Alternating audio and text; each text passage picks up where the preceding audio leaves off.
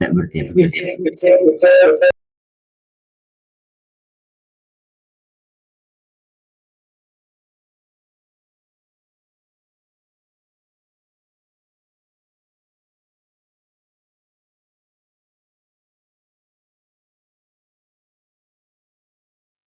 Yes, hello, oke udah aman. Tuh,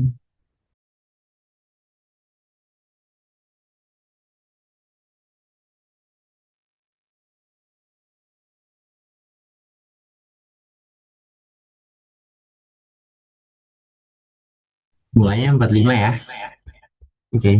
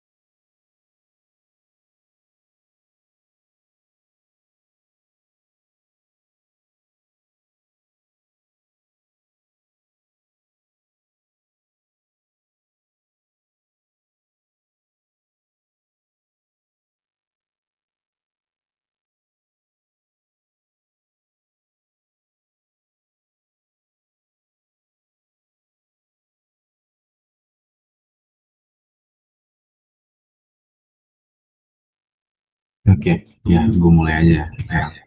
Oke, selamat malam semuanya. Malam. Ini kita bakal ada tutor anu, gue cek dulu recording jalan. Recordingnya jalan. Ya, ntar. Oke, tulis dari sini. Gak apa aman. Guys, mantul ya, keluar deh. Ya, udah mantul suaranya. Deh.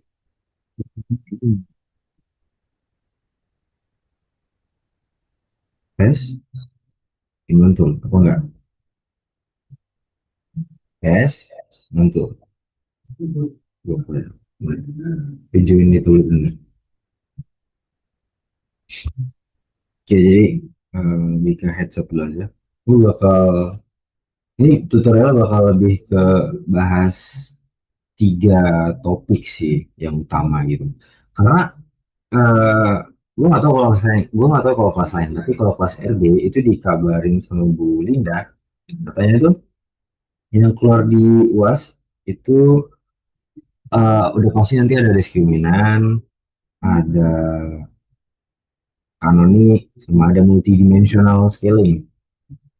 Terus yang SEM, nah yang SEM itu nggak keluar, jadi gue nggak bakal bahas SEM. Jadi bakal fokus utama ketiga itu.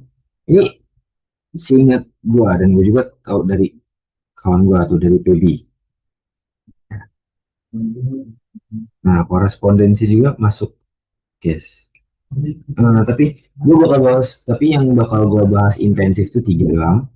Gue bakal bahas intensif diskriminan, baik itu pakai Fisher atau mungkin pakai small square distance. Terus korelasi kanonik ini bakal bahas detail juga. Sama yang terakhir tuh multidimensional scaling. Nah, untuk soal yang gue bahas, kalau diskriminan itu gue bakal bahas soal yang ada di tugas kita. Terus kanonik juga sama, gue bakal bahas soal yang ada di tugas kita. Oke, mas nih, apa itu dulu ini? Berarti gimana? Dari Malaysia. Oke, ternyata Malaysia ada di mana? Tidak ada. Nah, ini.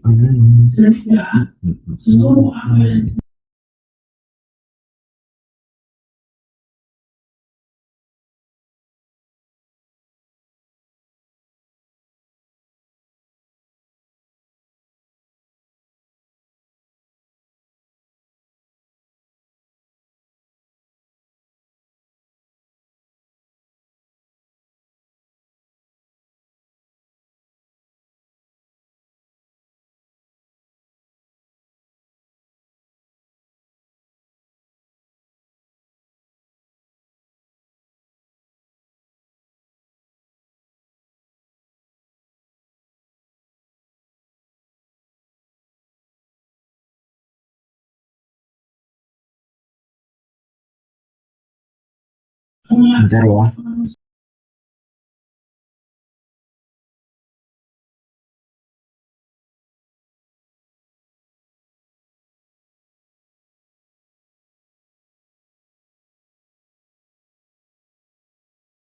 Oke, udah kelihatan? Udah.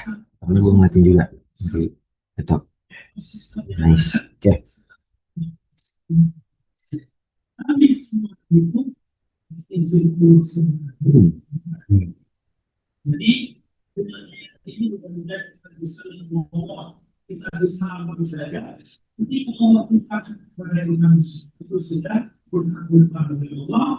tes. Suaranya aman nggak? Tiba-tiba banyak trouble. Jangan kan semuanya.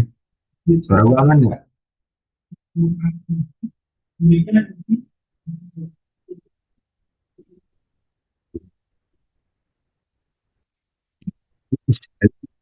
Halo, halo. Jauhan kayaknya. Ada ya? Enggak. Enggak. Nah, sama? Masih sama? Terbantalnya? Akhirnya udah better. Bagus. Oke.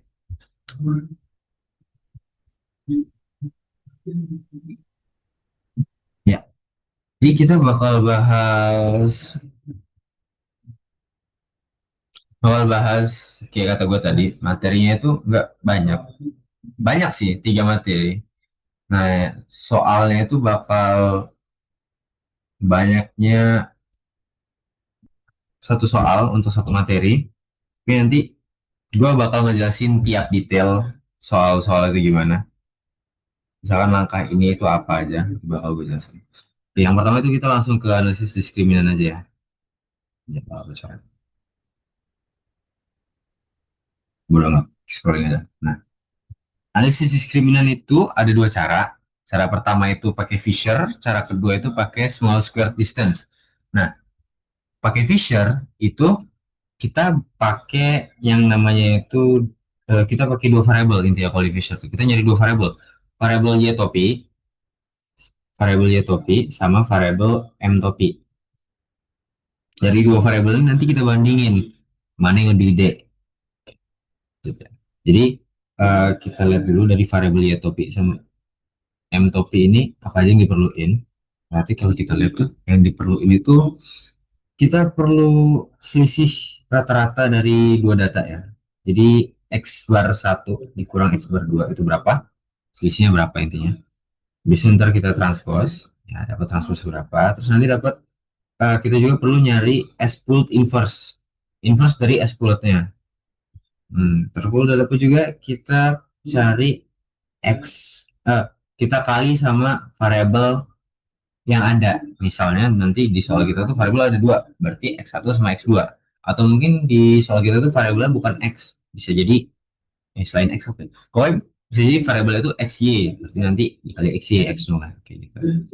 Lanjut. Nah, kebanyakan nyepin kita lanjut aja langsung contoh soal. Nah ini contoh soal tugas ya, contoh soal tugas tugas yang nomor satu, tugas anmol nomor satu yang dikumpul malam ini itu. Nah kita ada total data itu yang di bagian kiri, nah ini itu ada 13 baris, di kanan juga 13 baris. Ada dua kelompok, satu tuh non carriers, X1, X1 itu non carriers, X2 itu obligatory carriers, obligatory.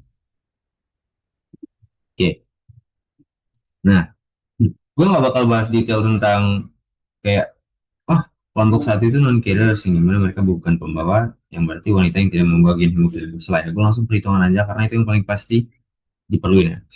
Oke, terus kita punya juga variable dependent itu ada P-nya, yaitu dua, ada AHF activity dan AHF antigen. Oke, kita langsung aja yang pertama itu kita cari rata-rata. Jadi kita cari rata-rata untuk dataset X1. Dapat ratanya berapa? Ini gue langsung percepat aja. Kalian tahu sendiri kan caranya rata-rata gimana? Dapat hasilnya negatif 0,159 dan negatif 0,094. Terus kita cari rata-rata untuk X2. Rata-rata X2 itu kita cari dari data X2. Kita dapat negatif 0,4 sama negatif 0,071. Lanjut, setelah kita cari rata-ratanya, kita lihat dari rumusnya yang diperlukan tuh selain rata-rata ada S pool, inverse juga. Nah, cara mencari S pool kita perlu cari S-nya dulu, yaitu matriks variance covariance-nya. Nah, matriks variance-nya kita ada dua, yaitu S1 dan S2, karena ada dua data, X1 dan X2. Oke. Jadi dari data satu, oh ya, sorry gue lupa nulis rumus cari variance ya. Tapi kalau misalkan kalian bingung, rumus variance itu sigma data asli, yaitu misalkan XI, ditambah, bukan ditambah, dikurang, kurang X bar I kuadratin, nanti dibagi sama nilai total data kurang satu. Oke, ini itunya, rumus variance-nya. Kalau misalkan kalian lupa. Ya, kita cari variance untuk S1 untuk data X1, kita dapat S11-nya itu sebesar 0,02, S12-nya itu 0,1015, S21-nya itu 0,015, S22-nya 0,022.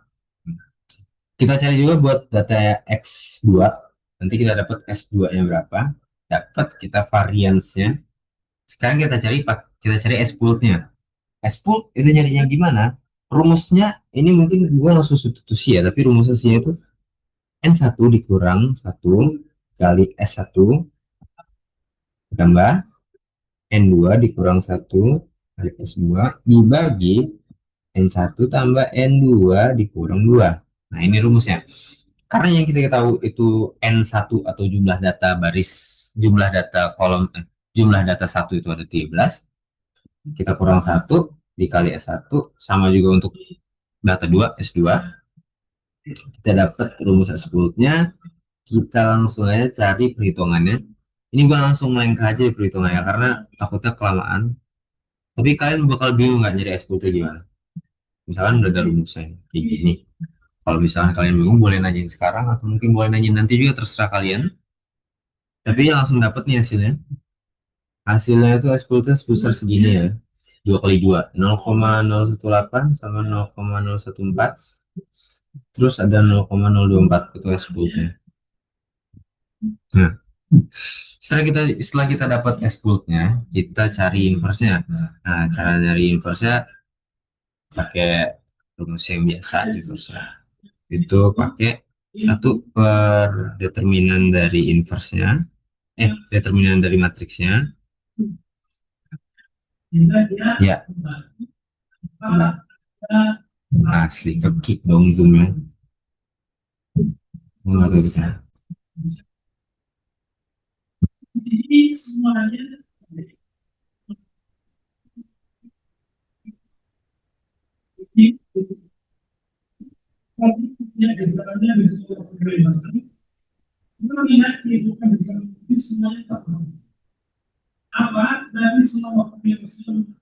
Ya, kepental ya guys ya.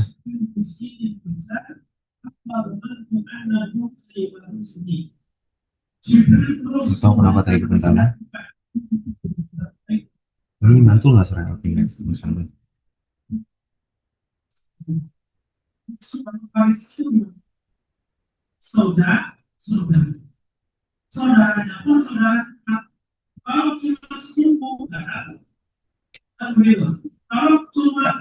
Kita lanjut. Ini rumus cari inverse dari suatu matriks. Karena matriks kita ini 2 kali 2, berarti 1 per determinan dari matriksnya, dimana dikali sama adjoin dari matriksnya juga. Ya, kalian bisa nyari inverse. Dapat inverse segini. Ini matriks inverse-nya. Udah dapat inverse dari S block-nya, kita tinggal substitusi aja ke persamaan kita di awal tadi, yaitu Y topi 0. Ini persamaan awal tadi. Kita substitusi, langsung substitusi dapat. Sudah bapak Ya. kecil. Baru kelihatan kecil. Sudah kecil. Oh, baru kelihatan ya? Waduh, Ya, gue udah sudah Y. kecil. Oke, jadi ulang. Tadi kita nyari inverse matriks S bulat ya. Nah, nyari inverse matriks 2 kali 2 itu kalian tahu lah ya. 1 per determinan dikali sama adjoin dari matriksnya. Oke. Sebar. Di screen share masih visible.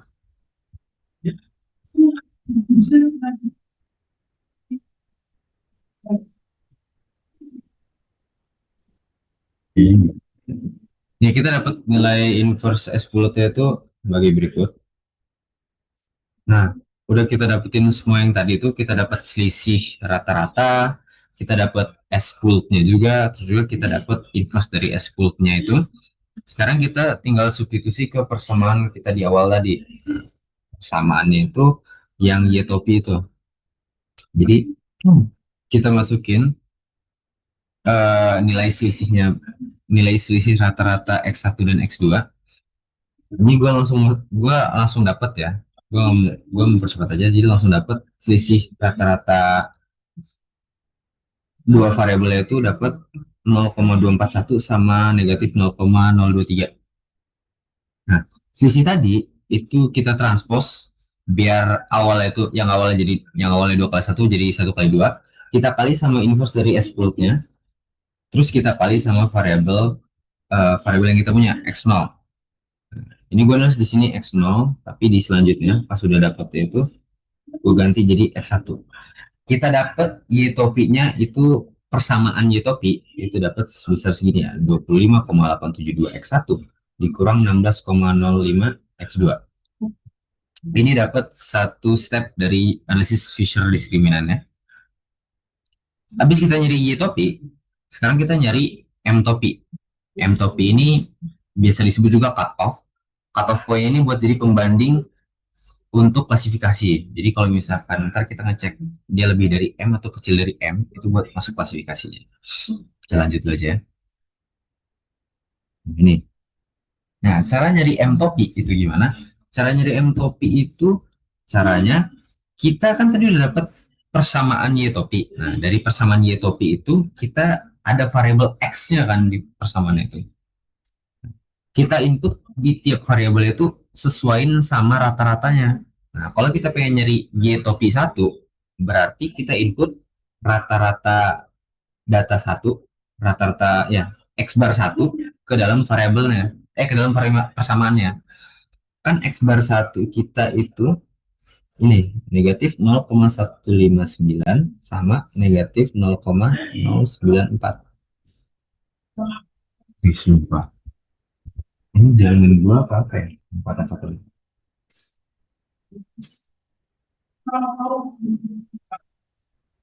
gue ganti jaringan dulu ya.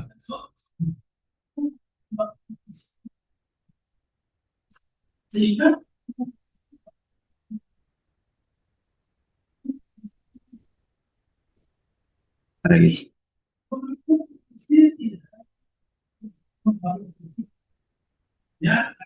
Laparan ini.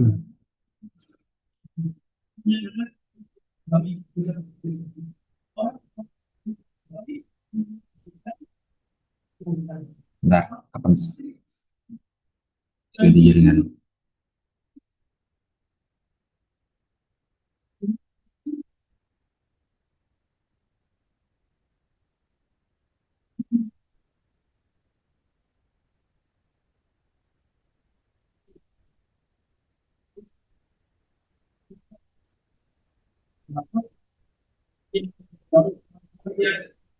Nah, udah aman. Oke. Lanjut. Ini gue ulang lagi dari Ytopi ya. Oke. Kita udah dapat persamaan Ytopi. Nah, persamaan Ytopi ini 25,872 X1 dikurang 16,05 X2.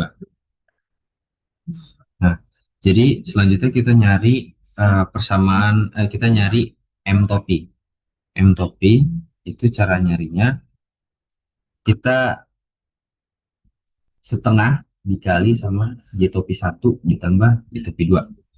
Nah, Y topi 1 itu nyarinya gimana? Y topi 1 itu berarti dari persamaan Y topi 0 ini kita input ke variabel X1 sama X2 itu rata-rata X barnya. Nah, kita kan ada X bar 1 nih. X bar 1 itu isinya negatif 0,159 sama negatif 0,094.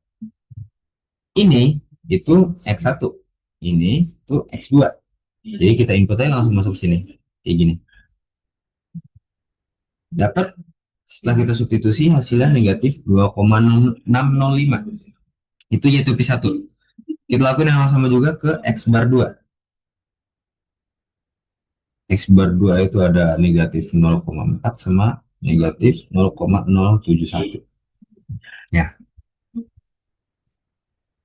Kita substitusi juga ke persamaan Y topi.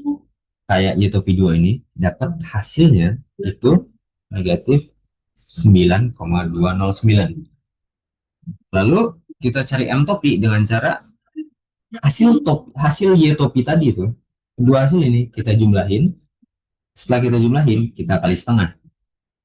Langsung dapat hasilnya negatif 5,907. Oke, gua mungkin gue nggak enak sih ya. Takutnya kecepatan, tapi tutor ini gue rekam dan nanti dokumennya bakal gue kasih. Kalian boleh minta dokumen yang clean-nya atau mungkin dokumen yang udah di coret-coretin juga aman aja. Oke, lanjut. Setelah kita dapat M-nya atau nilai cut off, nah sekarang tinggal klasifikasi data baru doang. Jadi cukup simple, perhitungannya udah sampai situ doang untuk segala variabel yang kita perluin. Sekarang lebih ke klasifikasi tiap datanya. Nah ini yang paling banyak makan waktu. Oke, jadi aturan klasifikasinya itu ketika kita input ke variabel Y topi, ketika kita input ke persamaan Y, nah nilainya itu lebih besar daripada M topi, maka dia masuk ke kelompok 1 non carrier.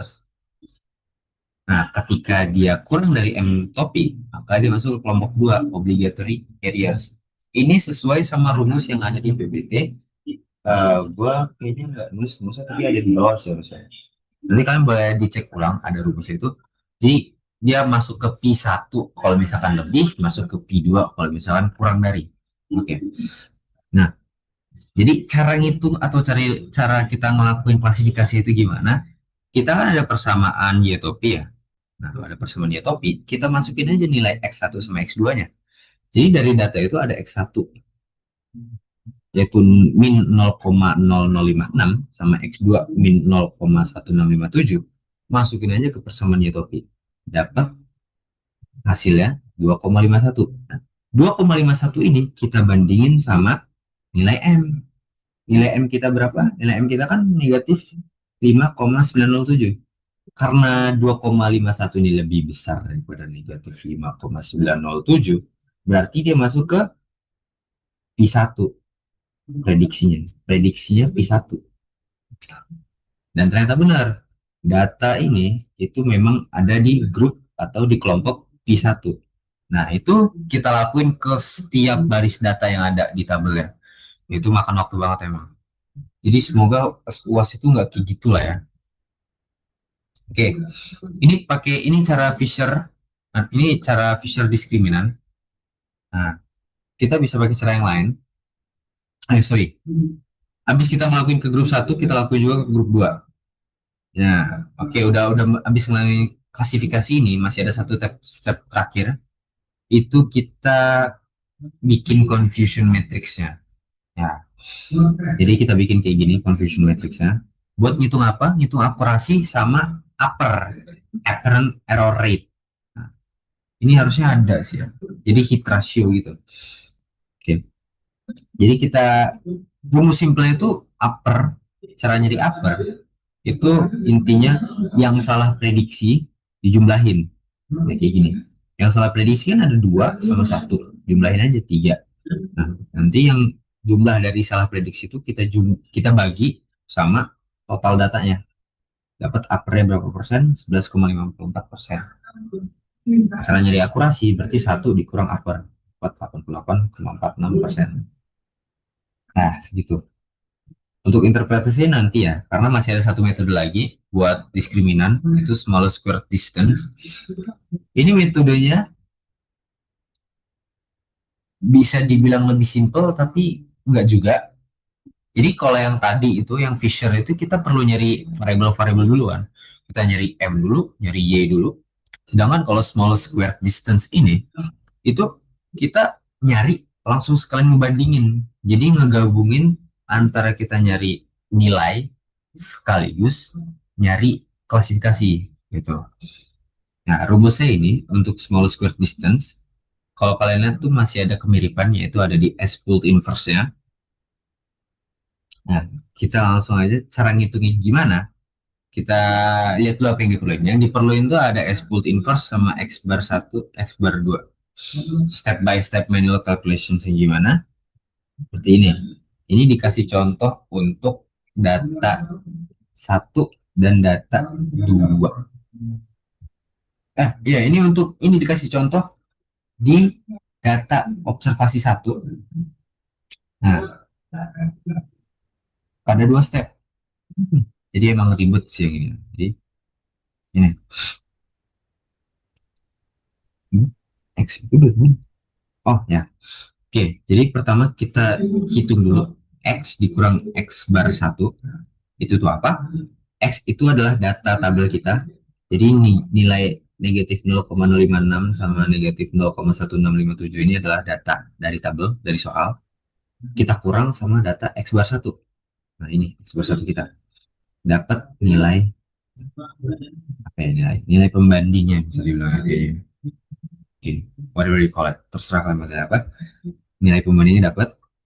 Terus udah kita langsung transpose. Kita transpose jadi matriks 1 kali 2. Habis itu kita kali sama S-pooled inverse-nya. Habis itu kita kali sama matriks pembanding yang tadi. Simple. Benar-benar simple. Jadi kayak kalian dapat rata, kalian punya rata-rata, kalian punya S-pooled inverse, udah aman gitu. Tapi yang bikin ribet itu kalian harus ngitung sama rata-rata kedua. Jadi buat satu data itu kalian bakal ngitung buat X1 bar sama X2 bar. Ini baru dapat nih. Ntar udah dapat, kalian bandingin. Ini X1 bar kan, ini X2 bar. Kalian bandingin. Kalau misalkan ini lebih besar daripada ini, maka kita alokasiin ke P1. Tapi kalau misalkan kebalik sebaliknya, gini, berarti dia masuk ke P2. Ya gitu. Ribet. Jadi mau manapun cara yang kalian pilih, pasti harus ada jalan susahnya. Jadi nggak bisa ada jalan pendeknya, nggak bisa ada shortcutnya. Emang kalau misalkan disuruh nyari hit ratio atau akurasi, mau nggak mau kita harus nyoba untuk setiap baris data yang ada di tabelnya. Nah, tinggal tergantung dia mau metode apa, pakai Fisher atau pakai small square distance. Lanjut. Nah, ini dikasih contoh lagi untuk data observasi ketiga. Nah, oke. Udah, buat small square distance cuma itu doang. Nanti kalian lakuin semuanya. Ini gue ngelakuinnya secara otomasi ya. Ya pakai AI lah pastinya apalagi. Tapi gue dicek ulang pakai codingan buat ngebandingin benar apa enggak dan ternyata ya aman.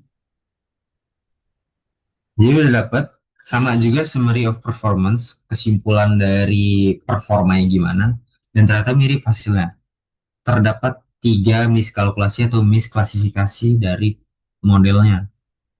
Yang berarti aparnya sama juga dong, 11,54%. Akurasinya juga sama, 88,46%.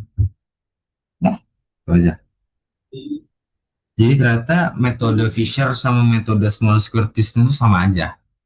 Cuma beda tipis di bagian di desimal yang sangat kecil gitu.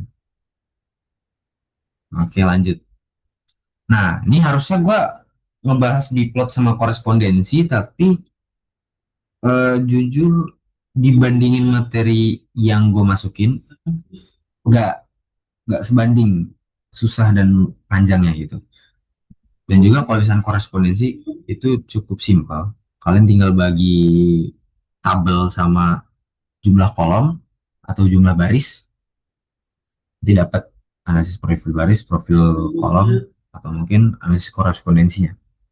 Kalau biplot itu ada rumusnya sih. Tapi gue denger tuh dari dosen gue, Bu Linda, itu tuh biplot tuh paling bakal masuk tuh contoh contoh soal soal biplot yang masuk UAS tuh paling interpretasi gitu. Jadi nggak hitungan. Ya, tapi who knows ya, bukan berarti nggak dipelajarin. Takutnya kan, karena nggak ada yang tahu. Siapa tahu contoh soal, siapa tahu perhitungannya keluar kan serem juga. Tapi yang udah pasti ini diskriminan keluar perhitungannya. Kanonik keluar sama MDS, multidimensional scaling. Nah, korespondensi ini juga gue rada yakin ya pasti bakal keluar juga di korespondensi. Cuma nggak gue bahas gara-gara bisa dibilang simple, jadi kayaknya nggak perlu pembahasan lebih dalam aja. Oke, lanjut ya, korelasi kanonik. Tapi kalau misalkan kalian pengen gue bahas ini, nggak ada waktunya sih. Ada sih mungkin, tapi mungkin gue bakal nge-share PDF ini sama isian dari analisis korespondensi lah. Ya, lanjutlah korelasi kanonik dulu aja. Masih panjang kita. Oke, korelasi kanonik. Jadi di korelasi kanonik itu kita intinya mencari hubungan dan loadings serta koefisien. Outputnya itu nanti korelasi kanonik itu tabel. Outputnya itu tabel kayak gini. Ya. Nah, ini ada interpretasinya. Kalian boleh baca sendiri untuk interpretasinya gimana. Jadi output dari korelasi kanonik itu tabel ini aja. Lanjut. Oke. Dari banyaknya step itu kita lihat. Nah, ini gue sama ya. Korelasi kanonik ini gue pakai soal yang ada di tugas. Sama persis kok soal yang di tugas. Ya. Jadi soalnya ini, ya ini soalnya lah ya, kalian bisa baca sendiri. Oke. Jadi ada 2 variabel, tiga, ada 2 tipe variabel, 3 primary variables dan 2 secondary variables. Untuk bedanya gue jujur nggak tahu karena nanti bakal nggak bakal ngaruh-ngaruh amat ya. Tapi udah kita lanjut aja. Oke, lanjut. Nah, Diketahui juga dari soal ini kalau misalkan datanya itu ada 46 dan dia ngasih matriks variance ya. Langsung dikasih matriks variance ya. Oke. Jadi dari soal ini kalau misalkan kalian baca ulang soalnya di slide soal yang dikasih ya. Jadi soal ini nih ada kata-kata menggunakan variabel yang terstandarisasi, standardized variables. Nah, standar variabel yang terstandarisasinya itu apa? Canonical correlation. Nah, kalau ada kata-kata correlation berarti korelasi. Jadi kita perlu lakukan standarisasi dulu ke nilai matriks S ini dulu. Jadi dari nilai variance S ini kita ubah jadi korelasi R. Ya. Jadi rumus korelasi kanonik itu intinya itu ada di M. M itu kalian bisa pakai R atau bisa pakai S gitu. Bedanya apa? Bedanya kalau misalnya pakai R, extra step aja kalian ngitung dari S. Tapi kalau misalnya pakai S ya langsung hitung aja. Nah, jadi itu. Yuk. Untuk perhitungan harusnya nggak ada bedanya sih dari R atau S ya. Iya, nggak ada bedanya. Oke, lanjut. Oke, kita dapat variabel, kita dapat S ya kan udah punya. Nah, sekarang kita ubah ke korelasi. Yang awalnya varians, kita ubah ke korelasi. Ini gue langsung dapat korelasi gini. Kalau kalian lupa cara nyari korelasi itu gimana? Ini rumusnya RIJ. Gua kasih satu contoh aja ya. RIJ misalkan gue pengen nyari korelasi di ini 12. Nah, berarti R12. Caranya dari gimana? Kita berarti S12 dibagi akar SII satu dikali SJJ 22. Kita tinggal lihat dari matriks S-nya. S12 itu berapa? S12 itu ini. Gede banget angkanya. Berarti 396,7 dibagi akar S11 berapa? 1106 kali S22. S22 itu berapa? 2. Nah ini S22. Ya kan? Ya. 2382. Nah, nanti kalau kalian kalkulasin hasilnya pasti bakal 0,244. Atau mungkin lebih panjang lagi, tapi ini gue lakuin pembulatan 3 angka belakang koma. Lanjut. Udah dapat korelasi matriksnya dari yang S. Jadi kita convert gitu dari variance ke korelasi. Baru kita lakuin perkalian atau pencarian untuk variabel korelasinya yaitu M. Nah, ini ada ibaratnya indikator atau langkah pengerjaan yang cukup khusus gitu ya. Jadi kalau misalkan kalian lihat ke contoh soal yang ada di PPT ya. Ah, deh, gue lupa lagi PPT. Oke, jadi mungkin kalian boleh buka sendiri ya di PPT ya. Jadi di PPT itu kan rumusnya beda ya rumusnya. Ini gue ngasih rumusnya kayak gini kan. M sama dengan R22 inverse dikali R21 dikali R11 inverse dikali R12. Kebalik kan? Ya, jadi itu ada alasannya. Jadi kalau misalkan di PPT kan gini kan, dia aduh, R11 R11 inverse R12 R22 inverse kuadrat. Bisa R21. Nah, ini kan kalau di PPT gini kan rumusnya kan. Tapi kenapa rumus gue beda? Jadi gini, gue ibaratnya milih shortcut. Bukan milih shortcut sih. Milih ke milih langkah yang lebih pendek aja gitu. Ya. Nah, jadi kita tuh ngelihat dari matriksnya. Nih, kalau misalkan kalian lihat ya, matriks R ini kan dia ngebagi ada partisinya kan, ada partisinya gitu kan matriks R ini kan. Nah, jadi ada bisa dibilang kalau misalkan kalian pakai rumus yang dari PPT R11 inverse ya, nanti dia bakal ngaruh ke step selanjutnya gitu buat nyari lambdanya. Oke, mungkin gue kebanyakan di acting sini. Gue stick ke rumus gue dulu aja. Nanti gue bakal ngejelasin ketika kita udah nemu problemnya di mana. Oke, rumus gue itu bukan rumus gue. Rumus yang dipakai itu R22 inverse dikali R21 dikali R11 inverse dikali R12. Kita cari nilai-nilai tersebut. Nah, ini gue ngasih tahu salah satu cara cepat untuk inverse. Walaupun sebenarnya di kalkulator bisa ya kalian nyari inverse cepat, lebih cepat malah. Malah lebih cepat kalian nyari inverse. Jadi kalian mau pakai cara yang lebih cepat daripada cofactor buat nyari inverse 3 kali 3 ke atas, itu kalian bisa pakai Gauss Jordan. Nah, ini mungkin kalian boleh coba sendiri. Dan ini emang lebih cepat kok daripada kalian pakai cofactor. Jadi ini gue nyari inverse untuk R11 pakai Gauss Jordan. Ya kalau kalau misalnya kalian lupa, inget-inget lagi aja. Ini kalau gue jelasin panjang soalnya. Ya dapat nih inverse-nya ya. Inverse R11 sebesar segini. Terus ada gue cari juga inverse untuk R22. Dapat segini. Udah dapat. Sekarang kita cari M-nya. Nah, ini gue nge-skip jauh banget ya. Tiba-tiba langsung dapat M, malah langsung dikali lambda gitu. Jadi nyari M itu gue lakuin perkalian yang ini, sesuaiin aja. Jadi R22 inverse ini gue kali sama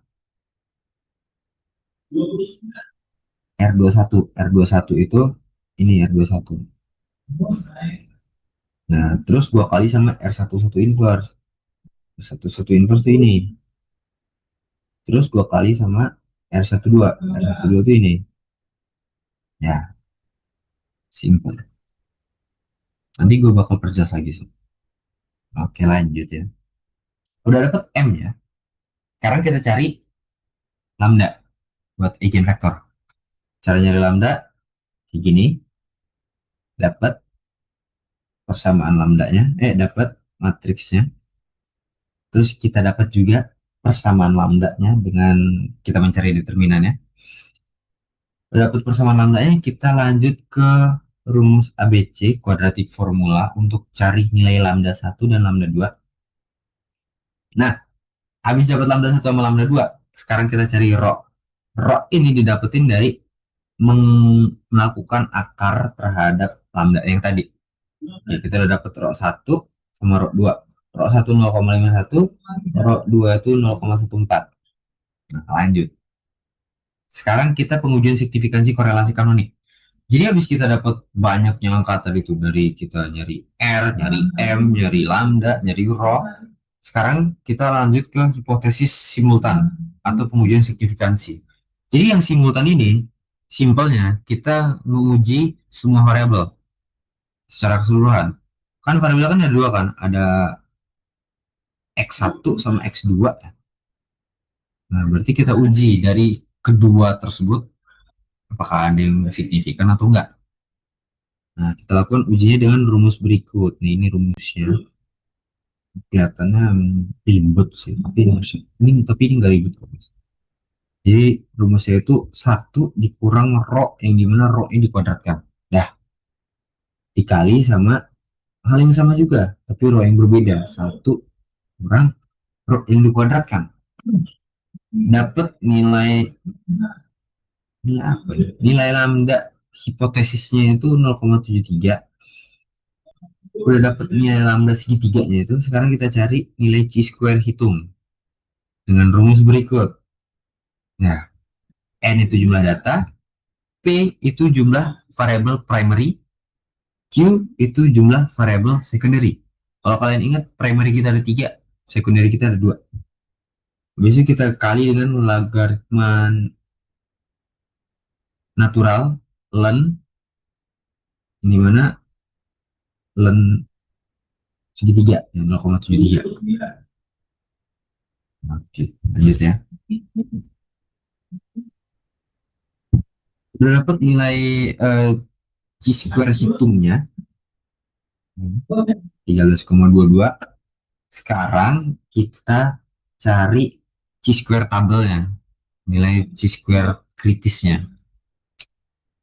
Ini cari nilai kritis tabel itu parameternya 0,05 itu apa sih?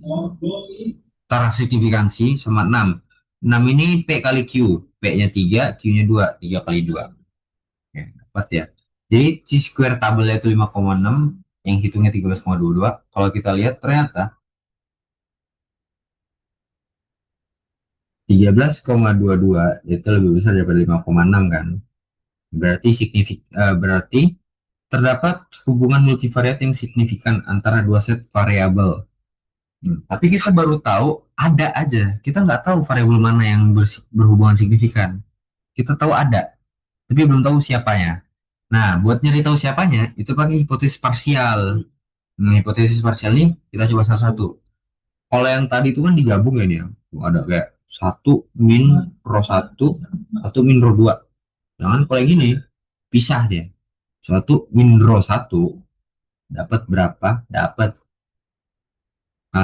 apa sih? Segitiga lambdanya. Buat rho 2 sama juga segitiga lambda ya dapat. Kita cari chi square hitungnya berapa? 4. Buat variabel 1 12,65, buat variabel 2 0,85. Kita bandingin sama nilai chi square tabelnya. Mana yang signifikan? Ya, kita dapat ternyata yang signifikan itu lambda 1 atau variabel pertama. Itu. Bukan variabel pertama. Ya, ternyata yang kita dapat yang signifikan itu adalah lambda 1. Sekarang lanjut. Nah, kita dapat korelasi kanonik pertama signifikan, sedangkan korelasi kanonik kedua tidak signifikan. Lanjut. Udah kita dapat signifikan mana yang signifikan intinya lah ya. Sekarang kita cari vektor eigen untuk masing-masing korelasi kanonik ya. Buat jadi vektor eigen itu kita selesaiin persamaan ini. Ya, intinya sih kita pilih lambda yang signifikan tuh yang mana. Kita dapatkan lambda kita tuh tadi yang signifikan tuh kan yang lambda 1, yang dimana 0,26. Nah, ya udah kita input aja ke matriks lambda M tadi gitu. Dapat nih. Nah, yang maksud gua tadi itu yang ini. Kita scroll ke atas lagi ya. Lumayan jauh. Nah, ini. Inputnya lambda 1 ke sini. Dapat ntar hasilnya berapa tuh? 0, ya something lah ya. Nah, dapat ini. Bang, X1, X2 dari mana? Dari A. A itu apa bang? A itu sama kayak tadi variabel asli atau variabel murninya. Nah, ini digunain buat apa? Biar kita dapat persamaan. Nanti karena pengen nyari vektor eigen. Lanjut ya. Salah. Kenapa ini? Ini harus B. Oke. Habis kita dapetin persamaan untuk vektor eigen ya. Sekarang kita cari uh, nilai vektor eigen yang telah dinormalisasi. Cara normalisasinya gimana? Itu pakai cara ini. Nah, ini salah ya, ini salah ya, bukan A1, ini B1 harusnya. Ini B1. Oke, kita dapat dari persamaan ini. Ini kan matriks ini kan dikali ya, matriks yang ini dikali sama ini. Kita dapat hasilnya itu segini. 0,01x1 ditambah 0,012x2. Nah, kalau misalkan kita asumsikan x1-nya itu sama dengan 1, maka kita dapat x2-nya sama dengan negatif 0,83. Nah, itu aja. Kalau kalian bingung dari mana satu buat x1 itu lebih ke asumsi. Dan emang diajarin Bu Linda kayak gitu. Ya. Jadi kita dapat nilai x1 sama x2 untuk vektor eigen lambda 1. Nah, ini kita gunain untuk B1. Dapat. Sekarang kita normalisasi vektor eigennya dengan cara rumus ini. Rumusnya adalah akar B transpos kali ini apa? R22. Terus B. Ya, gitu.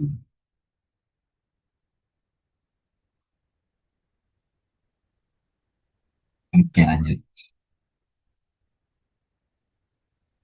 Kita lakukan perhitungannya, kita dapat nilainya sebesar 1,16.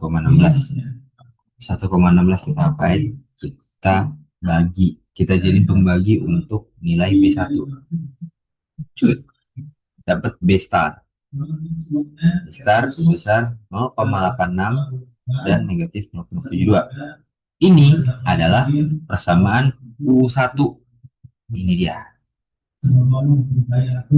Nah, oke, lanjut. Nah, oke, ini sebenarnya titik problemnya di sini. Kalau misalkan kalian bandingin sama kalau misalkan kalian bandingin sama modul kuliah ya, yang diajarin dosen, ini beda. Langkah pertama yang dicari untuk normalisasi vektor eigen itu pasti A kan?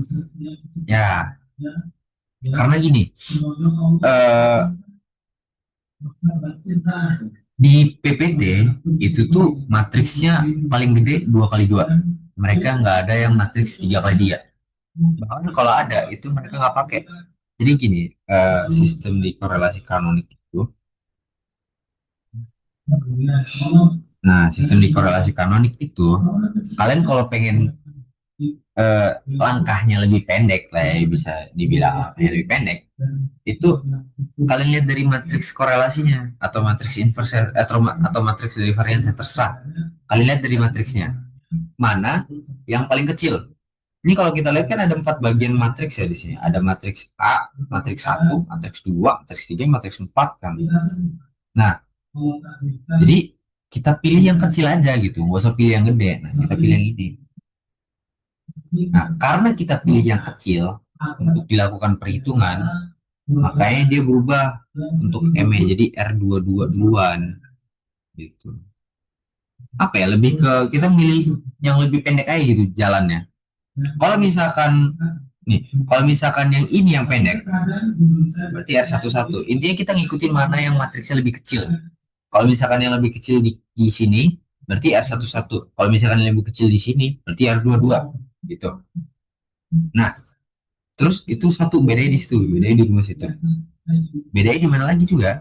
Kalau misalkan yang kecil tuh di sini, berarti kita nyari duluan di vektor eigen, itu kita cari yang A dulu, baru yang B.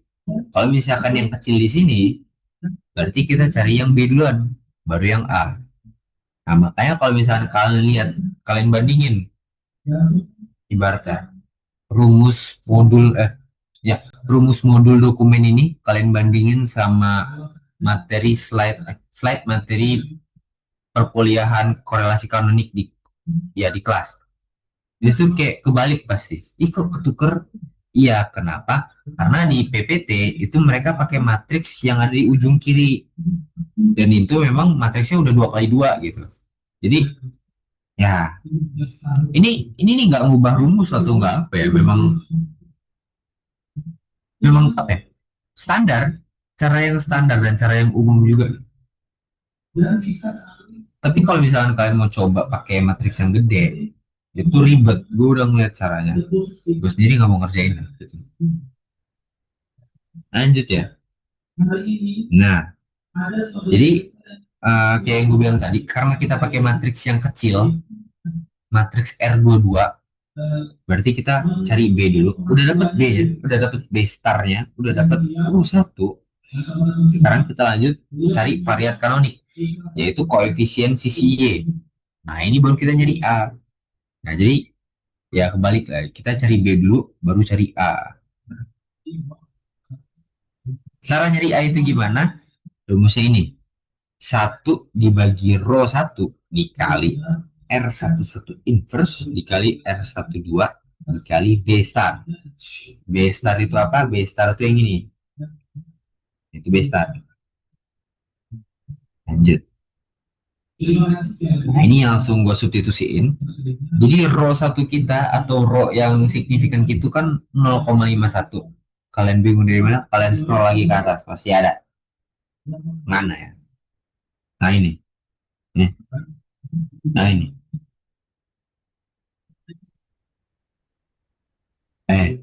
Ini rho 1-nya 0,51. Nah, jadi nyari A1. 1 dibagi rho 1 kali R11 inverse kali R12 dikali B star. Dapat hasil segini. Kita jadiin persamaan V1. Ya, Ini kalau misalnya kalian, ini kalau misalnya kalian lihat nanti kelihatan loh kayak apa ya? Gambarannya kelihatan gitu kenapa ini begini. Jadi kalian lihat bedanya B bintang itu cuma dua matriksnya. Sedangkan kalau E star A bintang itu ada tiga. Karena balik lagi kita ke soal awal. Soal awal kita itu kan ada dua ya tipe variabel, ada primary sama secondary kan. Ya, jadi yang primary itu ada tiga, secondary itu ada dua. Tuh, ini amat sih gua nggak setuju yang ini. Lanjut aja lah ya. Lanjut. Udah dapet kita nilai persamaan V1. Masih ada lagi. Ini step terakhir. Loading korelasi kanonik. Loading korelasi kanonik itu rumusnya gimana? Nah, pertama kita cari loading untuk persamaan V1. Caranya dari gimana? Rumusnya R22B star. Yes, good. Kalau misalkan kalian pakai ikutin di modul, loading U1 itu pasti rumusnya R11 Asta. Ya kebalik aja ke tukar. Kayak kata gue tadi. Lanjut ya. Dapat loading U1 itu berapa? Nih segini, 0,71 dan negatif 0,55. Terus kita cari juga loading V1. Loading V1 rumusnya apa? Rumusnya begini. R11 dikali E star. Ini dimana dibagi akar E star ditranspos dikali R11 dikali A transpos. Ya, kita cari yang pembilangnya dulu. Pembilangnya dapat matriksnya segini. 0,18 dan 0,02 dan 0,7. Terus kita cari penyebutnya. Nilai penyebutnya dapat sebesar akar 0,7. 0,7. Nah, semuanya kita cari loadings. Dapat kita loadings V1 sebesar 0,21, 0,02 sama 0,8. Nah, baru saya tinggal dimasukin ke tabel aja. Nah, kita lihat kita sesuaiin yang tiga yang mana, yang dua yang mana. Jadi eh, yang tiga yang primary.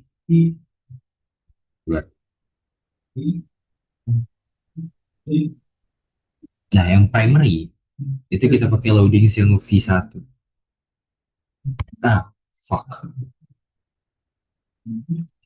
Kalau kalian lihat nilai ini sama seperti nilai ini. Beda.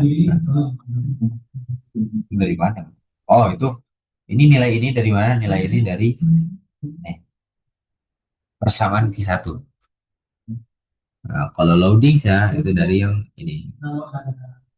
Sama juga kayak X1, X2. 0,86 sama negatif 0,7 itu dari persamaan sebelumnya. Ada persamaan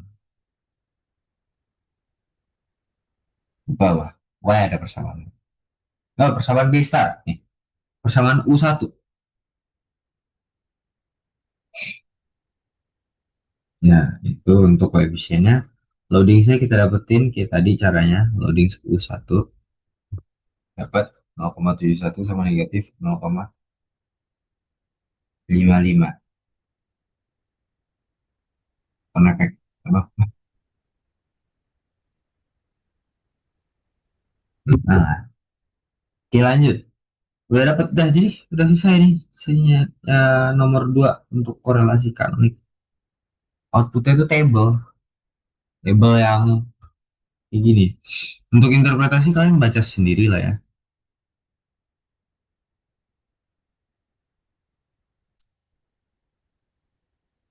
Ya, kalian baca sendiri aja. Lanjut kita ke multidimensional scaling, tapi bentar. Gua pengen minum bentar. Break dulu 2 menit. Maaf ya.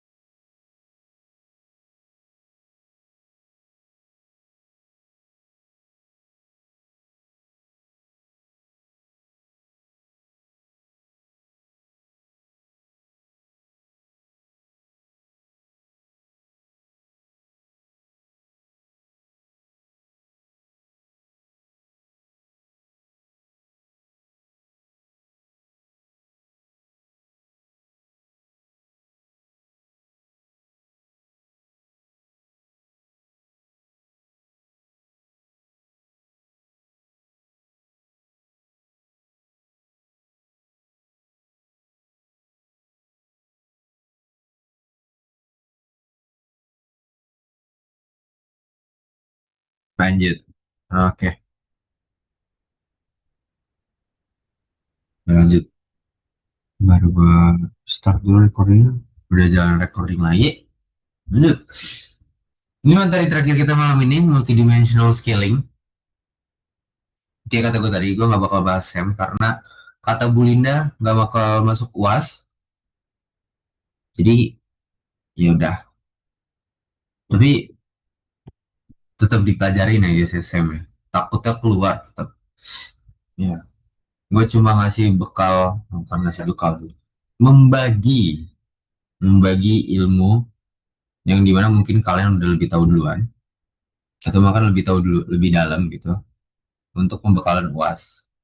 Ya, tiga materi aja tapi diskriminan, kanonik, sama multidimensional scaling.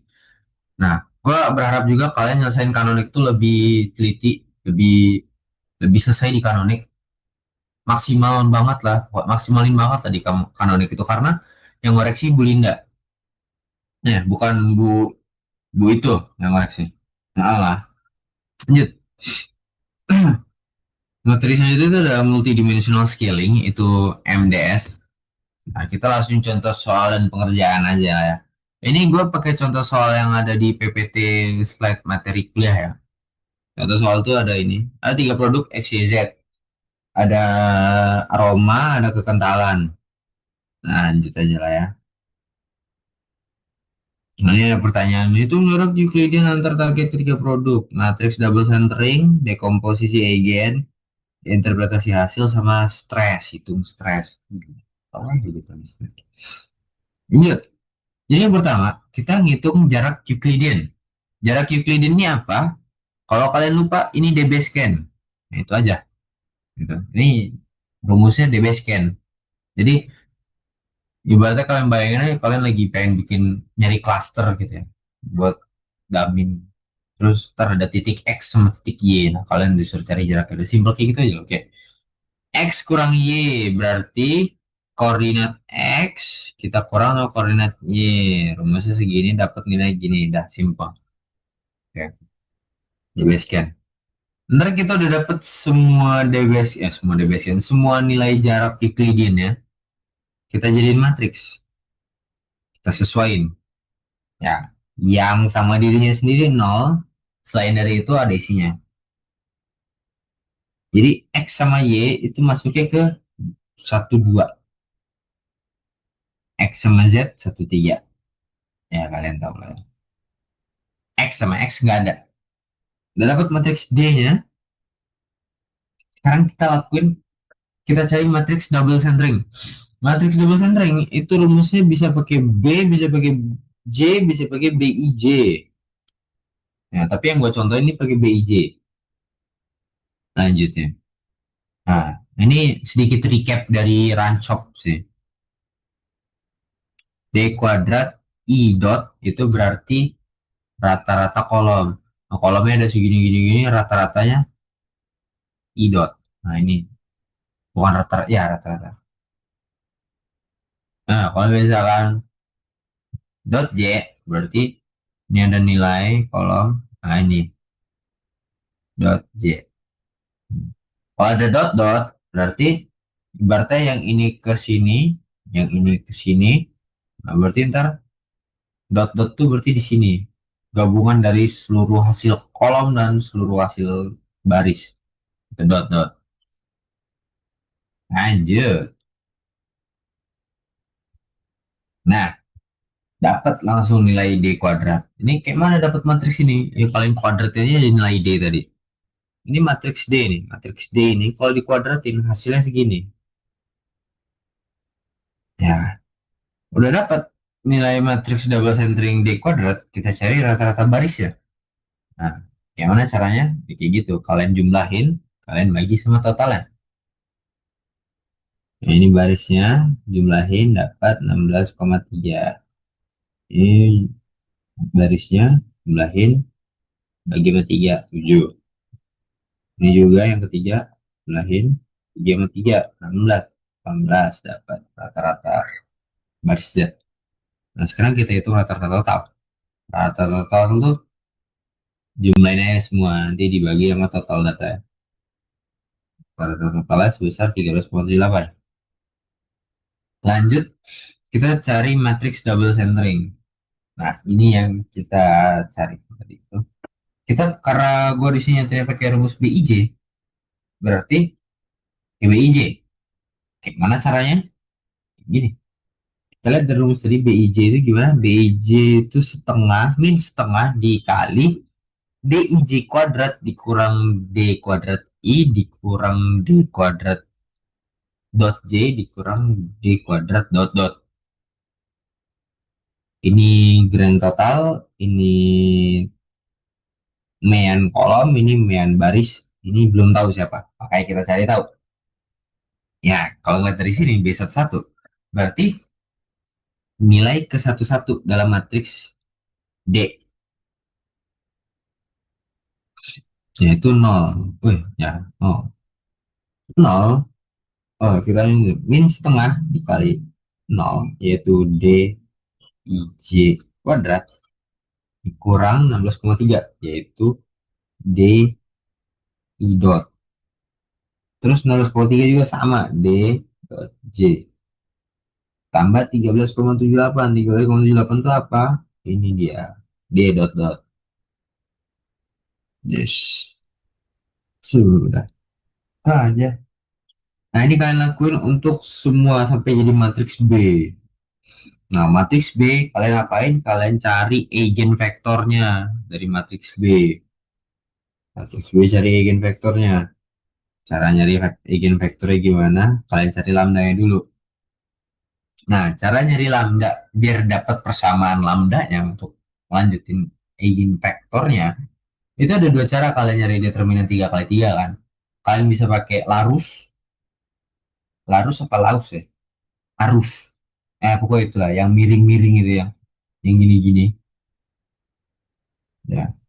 Atau kalian boleh juga pakai cara yang ini buat nyari determinan specifically untuk angka yang lumayan sulit. Lanjut. Jadi caranya itu pakai membentuk polinomial karakteristik.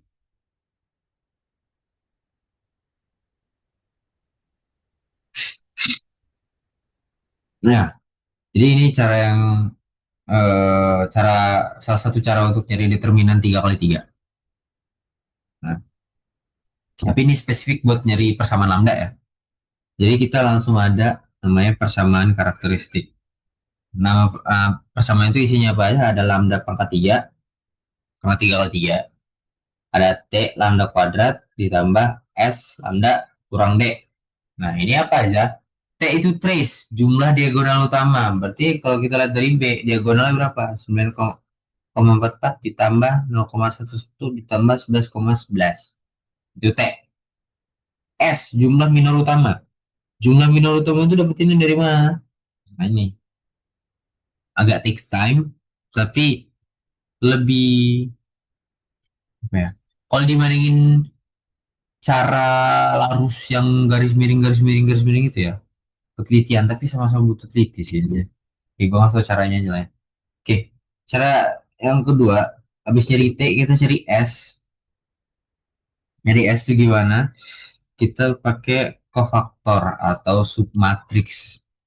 Nah, kita hitung minor utamanya. Nah, cara dapetin yang M1 ini gimana? Ini matriks ini dari mana, Bang? Matriks itu dari baris satu dan kolom satu dihapus ibaratnya.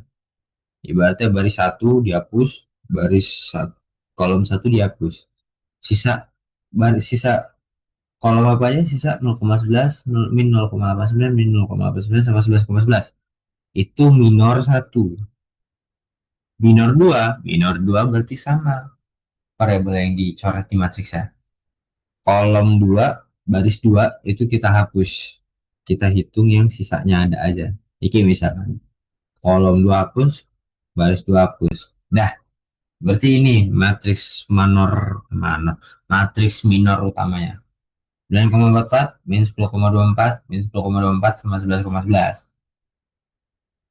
Laku juga buat yang ketiga. Kalau yang ketiga ini berarti sama. Polanya itu kalau misalkan yang pertama itu baris dan kolom yang pertama, yang kedua itu baris dan kolom yang kedua, yang ketiga itu baris dan kolom yang ketiga. Dapat nilai M-nya lah ya. Nah, dapat nilai M-nya jumlahin nilai M-nya, nanti dapat nilai S. Nah, ini takes time banget buat ngajarin yang ini, tapi padahal enakan yang larus sih, emang bener sih. Nggak dapat nilai S ya kan? Nah, kita udah dapat mostly semuanya nih, berarti udah dapat T, udah dapat S, tinggal D. Nah, ternyata di secara teori multidimensional scaling ini itu tuh nggak bisa ngitung determinan. Oh enggak, bukan nggak bisa ngitung determinan. Jadi di MDS, di multidimensional scaling ini ada matriks double centering, yaitu yang matriks yang kita gunain, matriks double centering. Bukan matriks yang kita gunain, matriks yang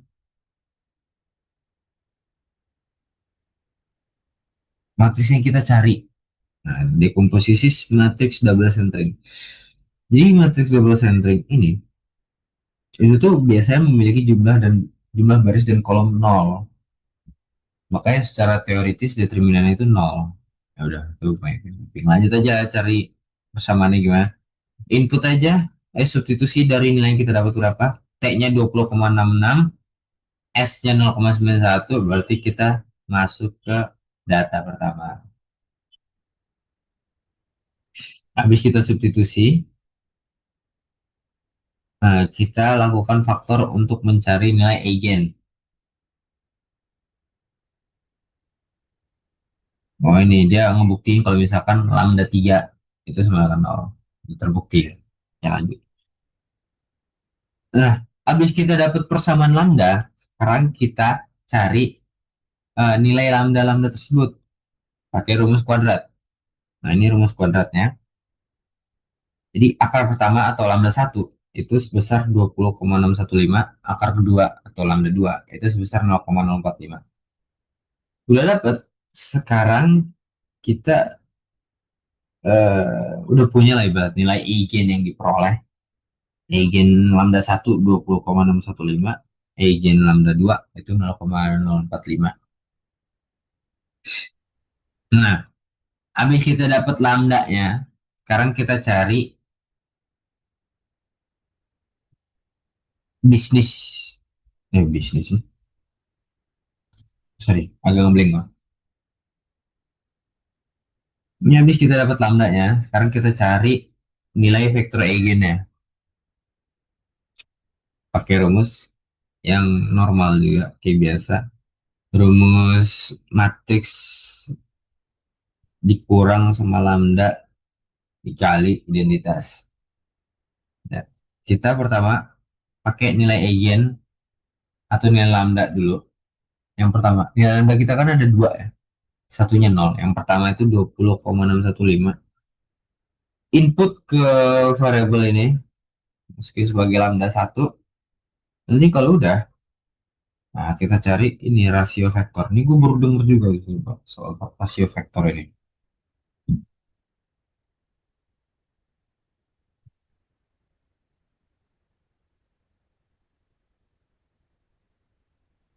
Ya, gue juga kurang tahu nih rasio vektor ini.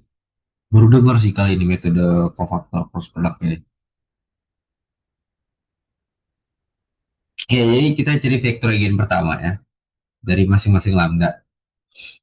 Ini kalau misalnya kalian ngelihat ya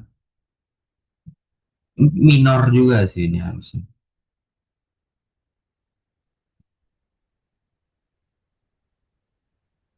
Oh, jadi matriks ini didapetin dari kita ngehapus kolom satu sama baris tiga. Ini kalau kolom satu dihapus, baris tiga dihapus, dapat matriksnya angkanya ini kan. Nah, ini kita masukin buat kita cari determinannya. Untuk mencari metode rasio vektor ya. Kita lakuin ke semuanya, kita nanti dapat matriks 3 kali satu. Nah, kita lakuin normalisasi vektor panjang vektornya.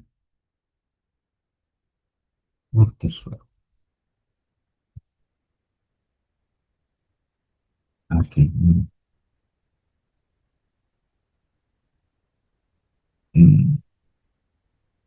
Hmm. Matriks vektor yang barusan kita dapat tadi itu kita jadiin penyebut oleh satu. Baru ntar kita dapat normalisasi. Baru kita dapat nilai vektor, nilai panjang vektor yang telah ternormalisasi. Lanjut. 311 dari mana gitu?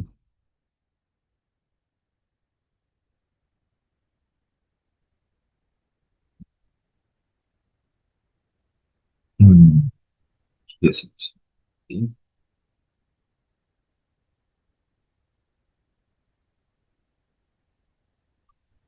Oke, gue juga nggak tahu ya 311 dari mana yang ini.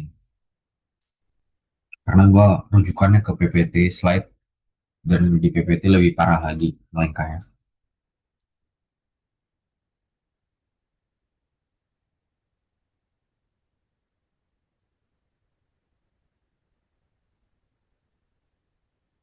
Jadi 311 yang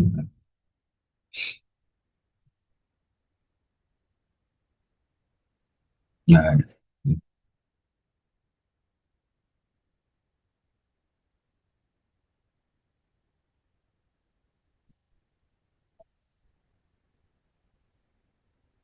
Oh, cara cari ini 311 ini panjang hasil dari panjang vektor. Kayak mana nyarinya? Itu kalian gabungin aja nilai dari V. Kayak gini caranya. Kita kan udah dapat V rohnya dan ya. Jadi cara nyari panjang vektor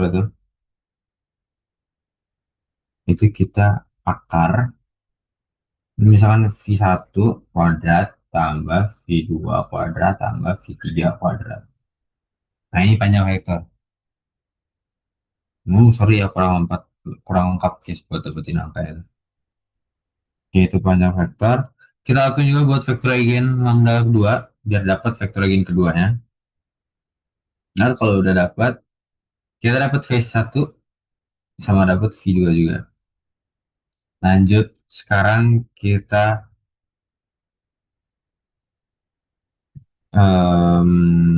dekomposisi matriks double centering. Ini apa? Oh, ini udah mulai masuk ke tahap akhir. Kita nyari koordinat sekarang. Nah, cara nyari koordinat kita mulai dengan kita mencari akar dari nilai eigen. Jadi udah kita cari akar dari nilai eigen. Sekarang kita hitung koordinat konfigurasi X dengan rumus gimana? Rumusnya seperti ini. X sama dengan V dikali lambda segitiga pangkat setengah. Atau yang udah kita cari tadi, kita udah dapat nilai akar dari lambda. Jadi kita jadi matriks aja nilai tadi itu. Matriks identitas kita kali sama nilai X. Nilai X itu dari mana? Nilai X itu dari V1 sama V2 yang digabungin. V1-nya kan segini, V2-nya segini. Dapetin V1 dan V2 itu dari panjang vektor, yang dimana panjang vektor itu dari angka-angka V. Ini dari angka V ini. Nah, lanjut.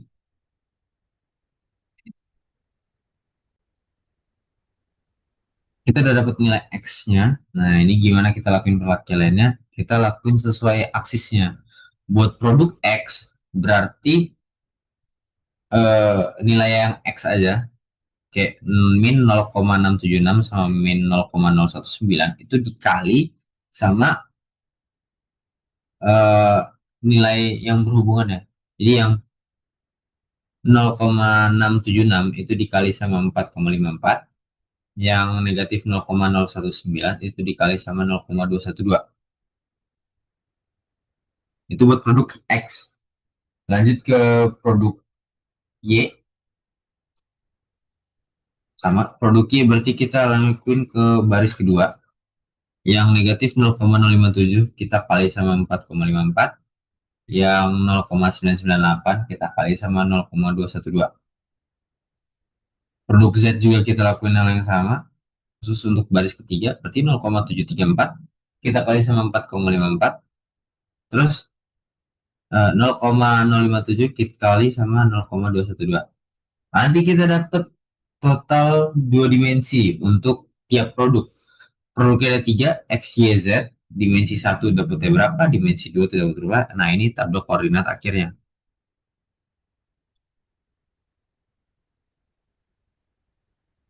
Nah, ini ada interpretasi hasil dari analisis dimensi. Nah, kalian baca sendiri, kebanyakan nyiapin. Udah dapet semua itu baru kita cari stres. Nah, nilai stres dapetinnya gimana? Kalian hitung dulu jarak Euclidean tiap titik. Udah dapet jarak aslinya. Eh, udah Fadil, dapet. Ah, ya. ini kata ibu itu stres nggak sampai stres. Maksudnya? Maksudnya soalnya nanti nggak sampai stres. Tapi nggak apa-apa Oh, sih kalau mau dipelajarin juga. ya udah Katanya nggak usah soalnya nggak dibahas. sampai stres kok gitu. Ya udah berarti nggak usah stres. Kita sampai analisis dimensi aja. Nah, oke, udah sih sampai sini aja sih. Mungkin ada beberapa yang kurang nih tadi ya di bagian kurang panjang, kurang jelas, bukan kurang, ya kurang kurang jelas.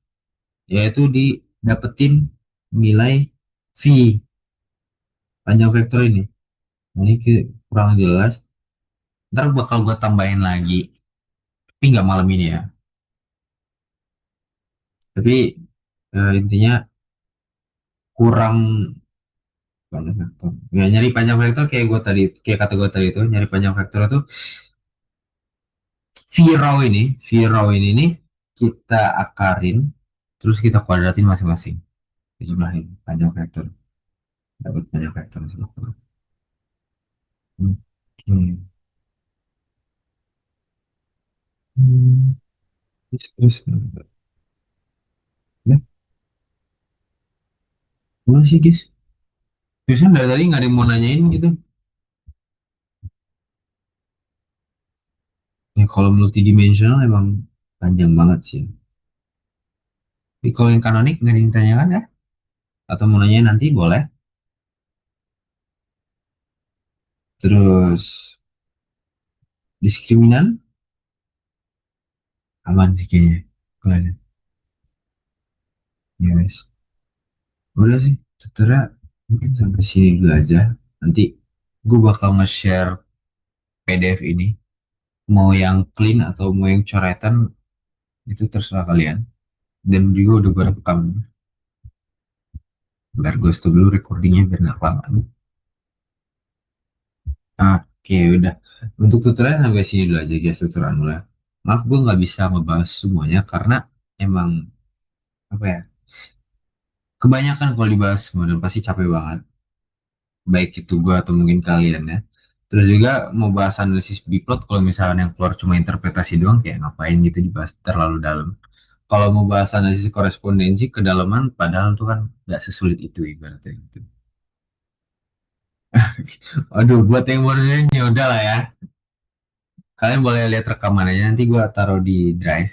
Bakal gue share linknya ke Evi atau ke Kea. Terus kalau misalnya ada yang ingin tanyakan lagi, kalian boleh chat gue aja soal apa yang dibingungin. Nanti gue bakal share ini. Udah sih itu aja. Makasih ya guys. Mungkin boleh buat Epi. Apakah Epi masih ada? Masih, masih. Hmm. Oke, makasih ya Mas Fadil. Hmm. Masih. Ini di stop.